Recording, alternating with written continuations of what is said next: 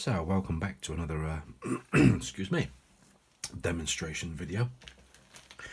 I've got my outdoor painting palette here to the right. It's a Liz Deakin palette. Just get out some of my brushes. These are the brushes that I take out into the field with me. Quite a few brushes I've got there, each one for its job, but as you know, if you've been watching my DVDs and videos, at the moment I have 4 favourites. These are the ones, whoops, that I'm intending to focus on at the moment, but I do chop and change now and again. But outside, that's my favourite mop brush. This large mop brush is really good for when I'm doing bigger paintings, like 22 by 15, half imperial size. Anyway, just thought I'd show you that. Nice little brush case. So, these are the brushes I anticipate using in this demonstration. We have this small squirrel mop brush. Points up very nicely. We have this number 12 round brush. Again, that's a good workhorse. And then we have a number 6 Skoda synthetic travel brush. These are nice because the lids will come off. You can pop these inside and use those. You don't get the bristles damaged. Last but not least, the same kind of thing. This will open up. This is a number 2 Skoda synthetic brush. I'm going to begin. I'll just get the cat hairs off there, and we might get a visit from my cat. One of my cats, 2 cats here, Poppy and Charlie. So as Poppy seems to like the water, as you may have seen. So, big wells on this right hand side, 7 sizable wells, and they're deep as well. That's the main thing. Deep wells, some freshly squeezed paint in. I will tell you the colour mixtures as we go along. So let's get started. This is a sketch of Clay Next to Sea. It's the Windmill there. I've kind of moved it across to the left. I just want to try something compositionally. Normally I would probably have the mill about here and the buildings, and a tree kind of, there's a tree there. I've painted this location many times outside, but I just thought I'd try something slightly different and shift the focal point across slightly. Really keen to get a nice sky in. Anyway, let's get into it. So I'm going to start by wetting the sky, and I'm going to go quite quickly on this and come in here and wet up some of the middle distance and the foreground as well, and just get this first initial underpinning wash. Now of course the sails are white. I need to be thinking carefully about that in my design, so I'm just going to go around those. There's 2 options really. We could mask this up, but I don't particularly use masking fluid much,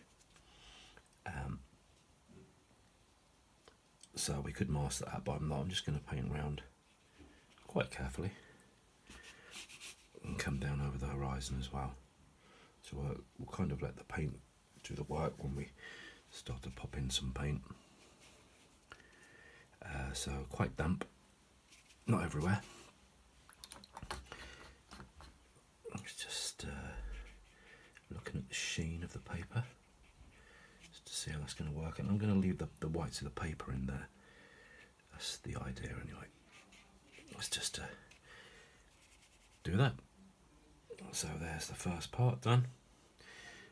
Just some liquid, and now I'm going to pop in some ultramarine. Just mix this up over here with a touch of these 3 blues. Really quite like messing around with 3 blues. We'll come down with the cerulean as we go.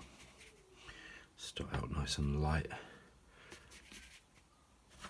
Some soft edges, some hard edges, and just let it do its own thing really. Let's keep this quite liquid. Cerulean as we come down. Again, I need to design around here, don't I? Otherwise this will just all end up white. So the thing is trying to keep all the clouds kind of linked in a way, almost like a chain will be touching them. This sounds strange. chain I mean by, even though we've got whites and we've got soft edges and hard edges, they kind of all link together, which is what we need to have.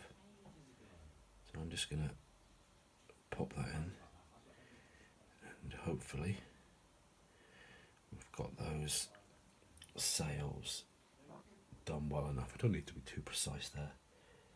Always looks quite nice if it's not too precise in this style of loose painting. So there we go. That should probably just about do it.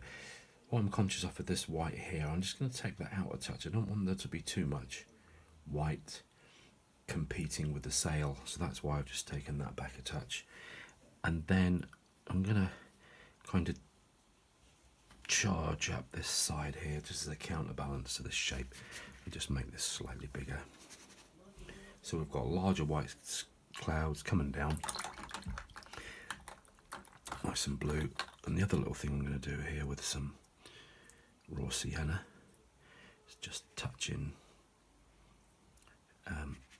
some yellow notes just in here, and when that dries that'll be quite nice and translucent. Just let it do its own thing. Now that same colour I'm going to bring in here quite fast. We zip it across, just touch in some cad red there to warm that up. We need to make sure we design them backwards again, so we've got stronger tones at the top coming down weak, and we've got stronger tones at the front going back weak. Okay, so that's really kind of key when we're putting together a landscape.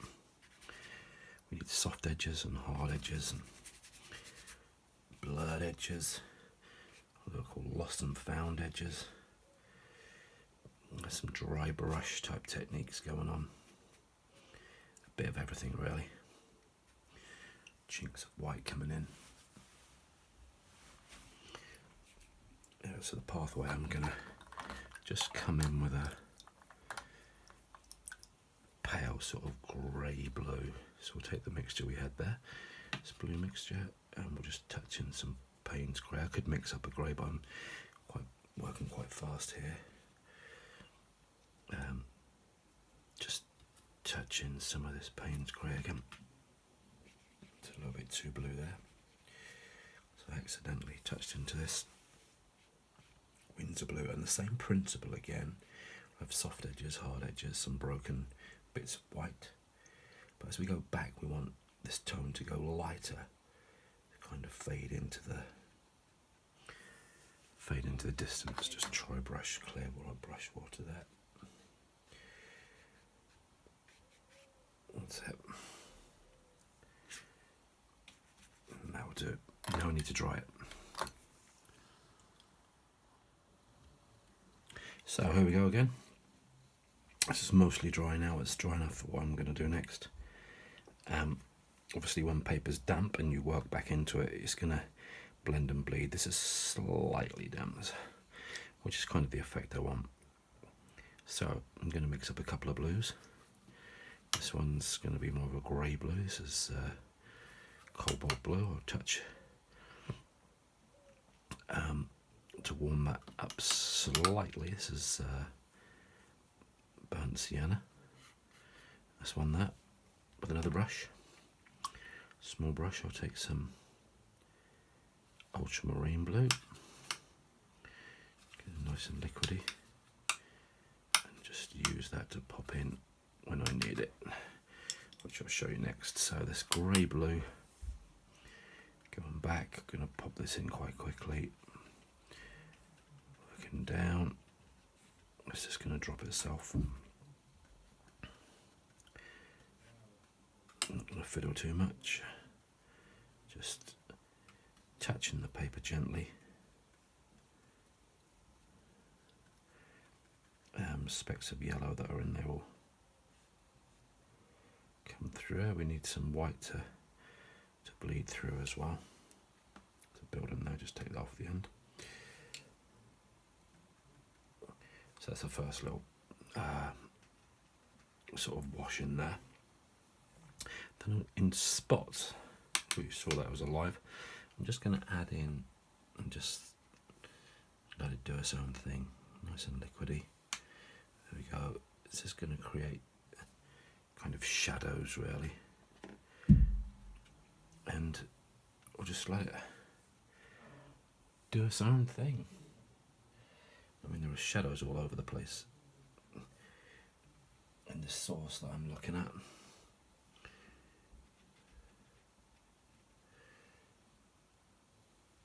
I will show you the source at the end. In fact, I'll show you at the beginning as well. You've probably already seen it. So, it's quite nice to have these little sky holes that we've got here, but they don't want to be too big because this is quite a way away. It's just touching a few highlights out there in the distance. And the last little thing is I'm just going to angle in this. And I'm leaving this on purpose here because I want to bring that back in a little bit later.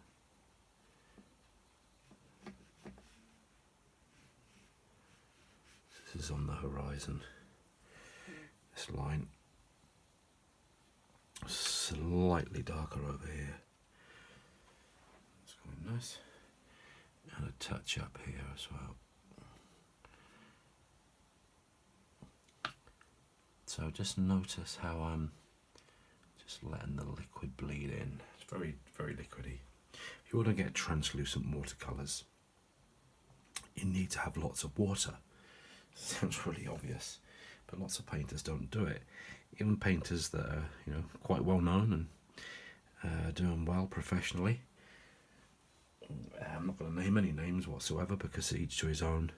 But if you look around, you'll find watercolorists that use a lot of, almost like what I would call dry brush, with a lot of opacity in their work. I like opacity. I like things to be dark in value, but I also like, watercolor is a special medium, and what it's fantastic for is its translucent qualities. If you're going to make those work, you need to not fiddle too much, break all the fibers up, and if you're going to really make it work, you need to make sure that your washes are translucent, so you can see what was beneath them. In other words, the wash beneath. Just touching gently with paint and water is the best way forward. I mean, look at the way that they've got this yellow coming through underneath. That's what I'm talking about. Anyway, we're going to let that dry. Another little thing that I like to do as I'm painting along, and one of the ideas of creating atmosphere, is to just take clear water and just run it along the horizon and let that blend and bleed in. There we go, just all the way across. And then that will then blend down into clear water. That will create like a hazy kind of mist, which can be quite effective. So I'm just modelling in some of the highlights of these trees there. Cool. So that part's done for the moment. This middle distance, we're going to leave it alone. You can see the sheen on here. Could start to work around in here. This actually is dry enough for me to go on to the next part.